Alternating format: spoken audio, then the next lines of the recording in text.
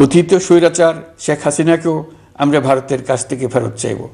কেবল July August হত্যাকাণ্ডই নয়, আমরা গত 15 বছরে সব অপকর্মের বিচার করব। জুলাই আগস্ট বিপ্লবের পর আমরা এমন একটি দেশ হাতে পেয়েছি যার সর্বত্র ছিল বিশৃঙ্খলা। স্বৈরশাসন টিকিয়ে রাখতে আইন শৃঙ্খলা বাহিনীকে জনগণের মুখোমুখি দাঁড় করিয়ে দেওয়া হয়েছিল। বিপ্লব চলাকালে প্রায় 1,500 ছাত্র শ্রমিক জনতার শহীদে মৃত্যু হয়। আমাদের সরকার প্রতিটি মৃত্যুর তথ্য অত্যন্ত যত্নের সাথে জোগাড় করছে। এই বিপ্লবে আহত হয়েছে 19,931 জন। আহতদের জন্য ঢাকার 13টি হাসপাতাল সহ বিভিন্ন বিশেষায়িত হাসপাতালে চিকিৎসার ব্যবস্থা করা হয়েছে।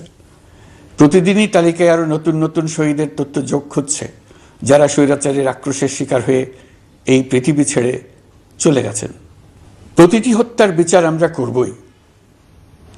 জুলাই আগস্ট হত্যাকাণ্ডের বিচারের যে উদ্যোগ আমরা নিয়েছি তার কাজও বেশ ভালোভাবে এগিয়ে যাচ্ছে। পতিত স্বৈরাচার শেখ হাসিনাকেও আমরা ভারতের কাছ থেকে ফেরত চাইব।